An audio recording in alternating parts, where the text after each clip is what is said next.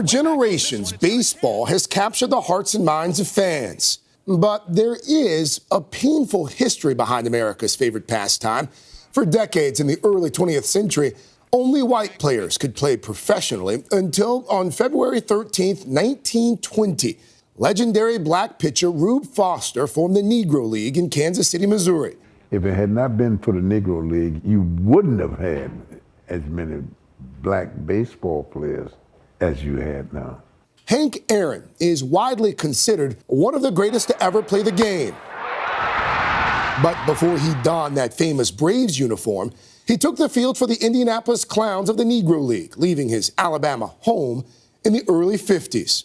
I remember so well my first year that I left Mobile, Alabama. One little coat, $2.50 in my pocket. And my mother told me that was all she had to give me, and be very careful with it. What was it like playing for the Indianapolis Clowns? To play in that league and to play with the ball players that I played with gave me an opportunity to do some things that I wanted to do.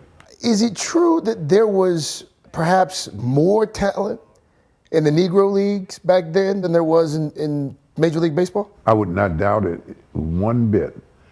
There was so much talent.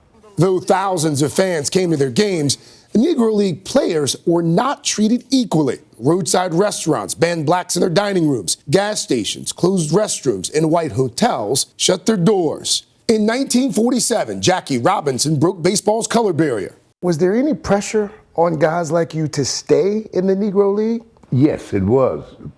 Pressure from the players that you played with was telling you that you can't make it. You'd never make it. Hank Aaron did make it, debuting for the Milwaukee Braves in 1954. Though he made 25 All-Star teams, Aaron continually faced obstacles white players did not, including death threats while approaching Babe Ruth's career home run record. I was surprised to read in what should have been the most exciting period of your life. You're chasing Babe Ruth's record. It wasn't. It was not. Why not? I couldn't go out of the ballpark without an escort. I had to stay in another hotel rather than staying in a hotel with my teammates. It was the toughest moment of my life. Here's the pitch. And then it happened. And then it happened. There's a new home run champion of all time, and it's Henry Aaron. Runs batted in, 2,297. You're first.